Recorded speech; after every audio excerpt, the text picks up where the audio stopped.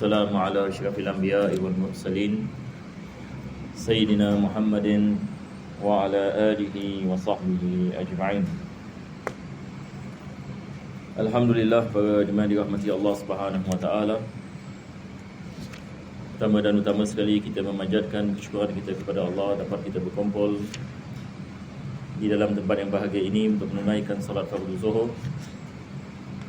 Dan kita berdoa kepada Allah Subhanahu wa taala agar Allah menjadikan pengajian ini sebab pengampunan bagi segala dosa, yang mana dengannya Allah mengabulkan segala hajat dan memberikan kepada kita keselamatan di dunia dan akhirat daripada segala azab, daripada segala bala dan wabak. Dan mudah-mudahan Allah Subhanahu wa taala menjadikan kita di antara hamba-hamba-Nya yang bertakwa. Amin ya rabbal alamin. Maka kita telah membicarakan dalam kitab Risalah Jami'ah akhir daripada rukun-rukun solat, dan kita telah sampai kepada bahagian yang mana penulis mengatakan wa yanbaghi an ya'tiya bisunani jami'aha wa hiya katsiratun jidda wa yanbaghi al-i'tina'u bil ikhlas. Maka setelah beliau menukilkan rukun-rukun salat, beliau mengatakan ditekankan bahawasanya seseorang itu mendatangkan sunnah-sunnah Nabi SAW ke semuanya di dalam salat. Dan dia mengatakan dan sunnah-sunnah banyak sekali. Jadi apabila kita melakukan salat, perlu kita memahami salat ini pertama sekali kita ada rukun-rukun. Perkara yang kedua kita ada sunnah-sunnah. Dan perkara yang ketiga kita ada perkara yang makruh. Perkara yang keempat adalah kita ada perkara yang membatalkan salat. Dan juga kita ada perkara yang diharamkan dalam salat. Tetapi yang penting adalah kita mempelajari rukun-rukun salat supaya kita tahu bagaimana melakukannya dan supaya salat kita sah. Dan juga perlu kita mengetahui sunnah-sunnahnya supaya kita dapat mendekatkan diri kita kepada Allah Subhanahu wa taala dengan mengikuti Nabi kita sallallahu alaihi wasallam di dalam ibadah yang paling penting, iaitu salat. Jadi para ulama kita sangat mementingkan sunnah. Sebab sunnah ini seperti mana hadis qudsi yang masyhur mengatakan wala yatakarrabul 'abdu ilayya bin nawafil hatta uhibbah. Allah mengatakan tidaklah seorang hamba mendatangkan sunnah sehingga aku mencintainya. Maka para ulama kita mengatakan mendatangkan sunnah-sunnah Nabi SAW menjadi sebab Allah mencintainya. Dan kecintaan daripada Allah Subhanahu wa taala perkara yang besar. Apabila Allah mencintai seseorang, maka Allah akan menjaganya di dunia dan akhirat. Dan Allah akan membukakan baginya segala pintu-pintu kebaikan. Maka mendapatkan kecintaan daripada Allah adalah perkara yang merupakan maksud hidup kita. Maksud hidup kita adalah bagaimana kita nak mendapatkan kecintaan daripada Allah dan keredaannya dengan kita melaksanakan perintahnya dan meninggalkan larangannya dan beriman kepadanya. Dan salat seperti mana Nabi SAW mengatakan imaduddin man aqamaha faqad aqamad-din. Barang siapa yang mendirikan salat, dia telah mendirikan agama. Wa man hadamaha faqad hadamad-din wa man tarakaha faqad hadamad-din. Barang siapa yang meninggalkannya, maka dia telah membinasakan agamanya. Dan salat ni adalah tiang agama. Jadi mendirikan salat juga membawa makna mendatangkan sunnah-sunnah salat. Jadi seperti mana kita mengatakan wajib kita mempelajari rukun-rukun salat, maka juga penting kita mempelajari tentang sunnah-sunnahnya. Jadi sunnah dalam salat ini seperti mana penulis mengatakan banyak sekali. Sebahagian dari ulama mengatakan 450 sunnah dalam salat kita ada. 450. Jadi mungkin saya membicarakan sunnah-sunnah yang penting apabila kita melakukan salat. Pertama sekali, apabila kita mahu melakukan salat, maka cara berdiri kita dan cara kita meletakkan tangan. Sebab ini perkara yang pertama adalah qiyam. kita memastikan kita berdiri dan kita berdiam. Dan apabila kita melakukan takbir dalam keadaan berdiri dan bukan berjalan. Sebab kadang-kadang ada jemaah ini melakukan kesilapan, dia nak kejarkan imam, dia takbir sambil berjalan. Ini tidak sah. Jadi pertama sekali kita mesti memastikan kita berdiri. Dan berdiri juga ada cara. Bagaimana kita nak berdiri? Berapa jauh jarak kaki kita? Ini juga disebutkan oleh para ulama. Sebab jarak kaki ini sama ada kita boleh buka sebesar-besarnya ataupun kita boleh menutup sekecil-kecilnya. Tetapi apakah cara yang betul? Cara yang betul seperti mana para ulama kita mengatakan, seperti mana yang dilakukan Nabi SAW adalah qadar shibr. Qadar shibr. Baik, ini shibr ini apa? Shibr ini adalah bahagian, kalau daripada ujung jari kita sampai kita punya wrist, ini shibr. Jadi kita boleh agak-agak berapa sentimeter. Jadi di antara kedua kaki shibr. Jadi dia tidak terlalu besar dan dia tidak terlalu kecil. Tamam? Dia adalah kadar yang sedang. Dan Nabi kita SAW sentiasa melakukan perkara yang sedang. Kalau kita lihat ini sunnah-sunnah Nabi SAW, dia tidak ekstrim. Nabi mengajarkan kepada kita kesederhanaan. Ini kesederhanaan. Jadi apabila kita berdiri, kita memastikan kita berdiri kadar shibr. Taib, adakah disunatkan kaki kita menghadap kepada kiblat? Kita tidak ada yakni hadis berkenaan dengan kaki ini mesti berdiri begini. Sebab lumrah yakni manusia kakinya begini apabila dia berdiri. Bila kita yang menekankan jadi begini, kita tidak diriwayat yang berkenaan dengan kesunahan perkara ini. Maka kesunahannya adalah berdiri seperti biasa kadar shibr. Apabila kita nak melakukan takbir, tangan kita ini bermula di sini, di bahagian tepi. Bilakah kita mula mengangkat tangan? Ini juga disebutkan oleh para ulama. Cara yang betul adalah kita mula mengangkat tangan dengan mula bertakbir. Yang ini misalan kita nak Allahu Akbar, tapi ini kadang-kadang ini kita juga tidak melakukan ini. Tapi cara yang betul adalah begini. Yang ini bila kita mengatakan Allah, tangan kita mula naik. Nampak tak? Ini maksudnya kita mengangkat dengan permulaan takbir. Jadi kita angkat Allah. Apabila kita bar, tangan kanan kita sudah atas ini tangan kiri. Jadi bila kita melafazkan Allahu Akbar, maka kita mengangkat tangan daripada tepi. Yang ini tepi begini. Tapi saya duduk tangan kita yang ini maksudnya lepaskan. Bila kita angkat, apabila kita sampai ini kepada bar, maksudnya tangan kita sudah berada di atas badan kita ini. Jadi boleh faham insya-Allah ya. Jadi maksudnya bila kita mengangkat tangan adalah bila dengan kita mula takbir. Jadi biasanya kita takbir bagaimana? Biasanya kita gini kan, kita gini Allahu Akbar. Betul ke tidak? Cara betul adalah Allah, nampak tak? Dia daripada bawah. Allahu Akbar. Ini adalah cara yang pertama. Sama ada kita melakukan Allahu Akbar. Lagi satu cara, ini disebutkan oleh Imam Ghazali dalam Bidayatul Hidayah. Nanti insya-Allah kita akan sampai kepadanya. Dia membawa yang ini riwayat yang kedua. Riwayat yang kedua berbeza sedikit. Dia mula dengan Allah, lepas itu dia jatuh balik. Lepas dia jatuh baru naik. Apa tak? Yang ini maksudnya daripada bawah atas, bawah atas. Ini adalah cara yang kedua. Jadi kita ada dua pilihan. Sama ada pilihan yang pertama kita naik dan kita terus begini. Pilihan yang kedua adalah kita naik, kita turun, naik. Jadi ada dua cara. Jadi kalau kita nak melaksanakan yang pertama tidak ada masalah, dia adalah sunnah. Yang kedua juga adalah sunnah. Tetapi kedua-duanya mengatakan awal mengangkat tangan dengan awal takbir dan akhir ini huruf ra apabila tangannya ini di atas badan. Jadi saya rasa kita boleh faham insya-Allah ya. Jadi ini adalah cara kita mengangkat tangan. Apabila kita mengangkat tangan kita ini mana posisinya? Ini lagi satu soalan. Di dalam yang di Sahih Muslim, apabila disifatkan takbir Nabi SAW disebutkan istilah ini, disebutkan perkataan ini. sahabat-sahabat Nabi SAW apabila meriwayatkan bagaimana Nabi melakukan salat, mereka mengatakan Nabi mengangkat tangannya hazwal mankibain. Kita nak kena teliti sikit perkataan ini ya. Ini kita ada banyak hadis berkenaan dengan hazwal mankibain. Kalau boleh kita hafal ini. Bagaimana nak lafaznya? Hazwal mankibain.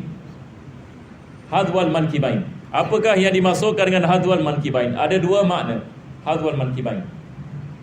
Yang pertama sekali, apabila kita mengangkat tangan kita, mankibain ini adalah kita punya apa?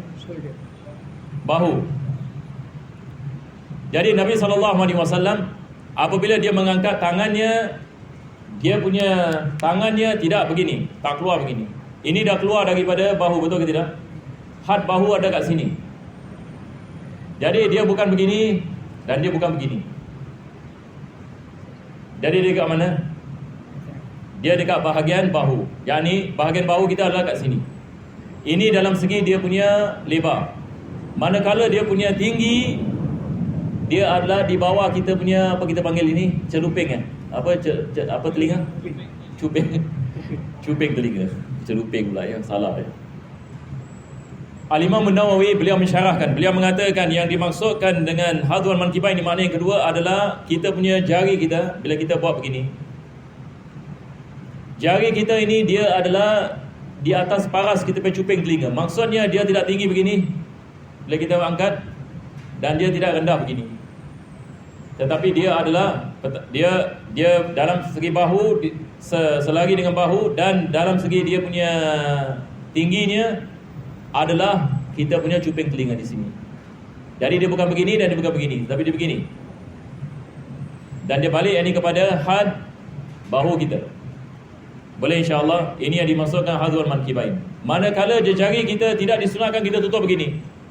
Ini salah. Sunnah bukan begini. Tidak disunatkan kita buka begini. Tetapi disunatkan kita renggangkan. Bila kita melakukan begini, dia ada renggang.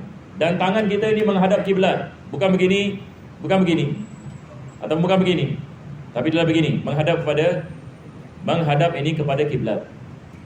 Jadi ini adalah cara yang kita mengangkat tangan. Selepas itu kita meletakkan tangan di mana?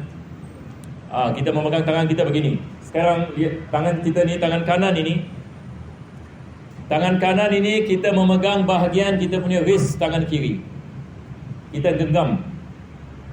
Yang ni kita meletakkan tangan kanan ini begini, atas kita punya wrist. Jadi boleh nampak ya begini ya.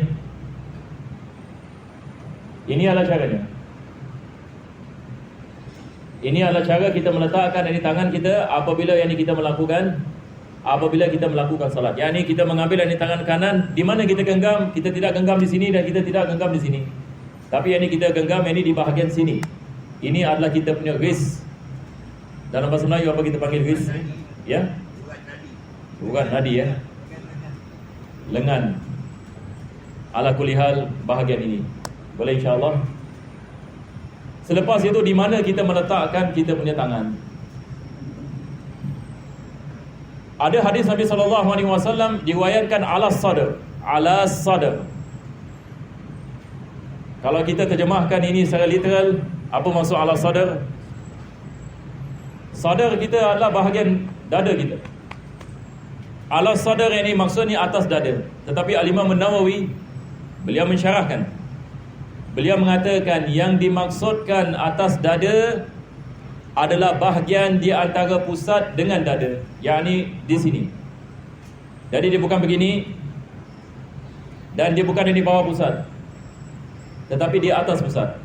Yakni di antara ini pusat ini dengan antara pusat ini dengan dada. Boleh insya-Allah. Jadi ini adalah cara yang kita meletakkan tangan apabila kita melakukan solat. Dan berkenaan dengan perkara ini saya ingin mengingatkan, kadang-kadang bila kita baca hadis Nabi SAW para jemaah sekalian, ini perkara kita nak kena faham ya. Sebab ramai orang awam silap kat sini. Dia baca hadis Nabi SAW, lepas itu dia lihat translation, terjemahan. Kalau terjemahan salah, amalan dia terus salah. Apakah cara yang betul bila kita baca hadis Nabi SAW? Cara yang betul apabila kita baca hadis Nabi SAW adalah kita membacanya melalui syarah para ulama. Sebab kadang-kala ada lafaz hadis Nabi SAW tidak dimaksudkan dalam segi bahasa. Ini kalau kita belajar usul fiqh kita faham ini. Sebab kadang-kala makna daripada hadis tidak diambil dalam segi bahasa, tapi diambil dalam segi syarak. Sebab makna ini kadang-kala dia ada dalam segi bahasa, dia ada dalam segi syarak, kadang-kadang dia ada dalam segi uruf. Balik kepada keadaan kaum Arab ini pada zaman itu. Kadang-kala maknanya majaz, maksudnya sindiran, dia bukan makna haqiqah. Itu sebab daripada perkara yang banyak berlaku zaman sekarang, seseorang itu dia mendatangkan hadis Nabi SAW, bukan masalahnya hadis itu, tetapi masalahnya salah faham. Kadang-kala salah faham. Salah satu daripadanya perkataan Allah sadar. Sebab kita lihat ada orang yang dia mengambil literal begini. Kita menanyakan bagaimana ini awak salat begini, dia mengatakan ada hadis Nabi SAW, Allah sadar. Taib, kita mengatakan sekarang apakah yang ini makna yang ini Allah sadar? Itu ceritanya. Maka yang dimaksudkan adalah bukan begitu, tapi yang dimaksudkan adalah di bawah. Jadi ini adalah daripada misal. Sama juga dengan hazwal mankibain. Kalau saya balik dictionary hazwal mankibain, saya akan buat begini. Hazwal mankibain. Kalau ikut kepada fahaman saya, hazwal mankibain, mana kita punya mankibain? Kita punya bahu di sini, jadi tangan patut kat sini. Tapi salah. Dia bukan begini. Tapi dalam segi bahasa begini. Yang dimaksudkan bagaimana kita faham ini, apa yang dimaksud dalam hazwal mankibain, yakni sahabat bila mengatakan hazwal mankibain, yakni begini. Ini yang dimaksudkan, yakni kita punya, seperti mana saya mengatakan, yakni ibu jari ini dia dekat paras kita pergi cuping telinga. Jadi itu sebab kita nak kena balik ini kepada tafsiran dari para ulama. Bagaimana kita balik kepada tafsiran para ulama? Kita balik kepada kita fikih. Itu sebab cara yang betul mempelajari hukum ahkam, balik kepada kitab fiqh dan bukan kitab hadis pada permulaannya. Kita nak kena belajar fiqh dahulu, baru kita mendalilkan dengan hadis, bukan terbalik. Sebab hadis memerlukan kepada syarah, dan syarah ini kita memerlukan kepada fuqaha yang mensyarahkan dan menerangkan kepada kita maknanya. Jadi ini adalah cara yang patut kita mempelajarinya. Taib, sekarang kita dah tahu bagaimana kita nak memegang tangan dalam solat. Selepas itu sunnah kita melihat dalam solat. Di manakah kita nak melihat? Sekarang kita melakukan solat. Di mana kita nak, mata kita nak pandang kat mana? Disunatkan seperti mana Nabi SAW apabila dia melakukan solat, dia melihat kepada mahallus sujud. Sekarang bila kita melakukan solat, tempat kita sujud ini kita lihat kepadanya. Ini adalah yang paling afdal. Sunnahnya adalah lihat kepada tempat sujud dan tidak disunatkan kita mengangkat mata kita begini. Lihat ini kepada depan. Sebab kalau kita lihat depan, Masya Allah, lebih-lebih lagi kalau tak ada sutra di depan kita, kita akan lihat macam-macam. Betul ke tidak? Ini akan menghindarkan khusyuk. Tapi kalau kita konsentrate dekat satu pandangan, dia boleh menambahkan konsentrasi kita di dalam solat. Tidak disunatkan kita tutup mata. Ada jemaah pun tanya berkenaan dengan tutup mata. Satu orang yang ini dia solat, dia tutup mata, all the way tutup mata. Kalau tak ada sebab, makruh. Sebab kenapa? Sebab Nabi SAW diriwayatkan beliau melakukan salat buka mata, tidak tutup mata. Tetapi ulama kita mengatakan melainkan kalau sekiranya di hadapannya ada benda-benda yang dapat melalaikannya, tidak ada masalah lebih tutup mata. Misalan satu orang ini sedang melakukan salat, lepas itu di hadapannya misalan sesuatu sedang berlaku.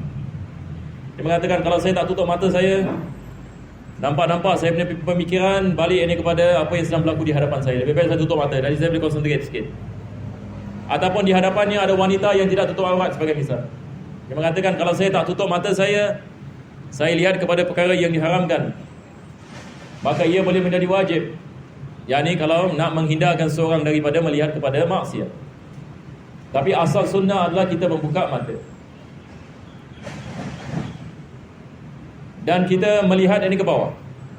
Melainkan kalau kita di hadapan Kaabah. Kalau kita di hadapan Kaabah, kita ada dua pendapat dalam mazhab Syafi'i. sama ada kita lihat kepada mahal sujud, tempat sujud, ataupun kita lihat kepada Kaabah. Sebahagian ulama mengatakan lebih afdal lihat kepada Kaabah. Kita ada khilaf, mana lebih afdal, lihat kepada Kaabah. Maksudnya kalau kita betul-betul kat depan Kaabah, adakah disunatkan kita lihat kepada Kaabah ataupun kita lihat dari tempat sujud? Pendapat yang mu'tamad dalam mazhab Syafi'i, lihat kepada tempat sujud. Pendapat yang mu'tamad, walaupun di hadapan Kaabah. Tapi sebahagian ini ulama kita seperti guru kita Habib Salim Syatri, beliau mengatakan lebih afdal lihat dari kepada Kaabah. Kenapa? Sebab lihat kepada Kaabah ibadah. Kaabah berbeza ya. Beza dengan lihat kepada tembok. Lihat kepada tembok tak ada apa-apa. Tapi lihat dari kepada Kaabah itu sendiri adalah ibadah. Itu sebab kita ada doa lihat Kaabah. Jadi kita bila masuk Masjid Haram, pertama sekali bila kita lihat Kaabah, apa kita mengatakan? Allahumma zid hadzal baita syarafan wa ta'zima. Ya Allah, tambahkanlah al-bait ini, Kaabah ini, keagungan dan kebesaran. Ini daripada doa kita baca. Baik, selepas itu yang sunnah ini dalam salat, apabila kita nak melakukan rukuk, sekali lagi yang kita mengangkat tangan. Jadi tiap-tiap kali kita mengangkat tangan hazwal mankibain, seperti mana kita mengatakan hazwal mankibain. Jadi dalam salat ini ada 4 tempat yang disunatkan kita mengangkat tangan. Pertama sekali adalah daripada qiyam kepada rukuk, yang kedua adalah daripada rukuk kepada i'tidal, yang ketiga adalah takbiratul ihram, yang keempat adalah daripada tahiyat awal naik kepada rakaat yang ketiga. Ini adalah 4 tempat disunatkan kita mengangkat tangan. Baik. Selain daripada itu, disunatkan kita mendatangkan surah selepas Fatihah. Dan surah pada rakaat yang pertama disunatkan lebih panjang daripada rakaat yang kedua. Dan juga surah pada rakaat yang pertama disunatkan kita meraihkan tertib. Jadi kalau kita baca surah Duha pada rakaat yang pertama, jangan kita baca surah Syams pada rakaat yang kedua, sebab kita dah melanggar tertib dah sekarang. Elakkan daripada kita baca suratul Ikhlas rakaat yang pertama, rakaat kedua kita baca ke Al-Kafirun. Tapi salat sah. Tapi apa masalahnya? Masalahnya tidak meraihkan tertib. Meraihkan tertib dalam surah adalah sunnah. Dan juga rakaat yang pertama surahnya lebih panjang daripada rakaat yang kedua. Dan kita ada surah-surah yang dibaca oleh Nabi SAW.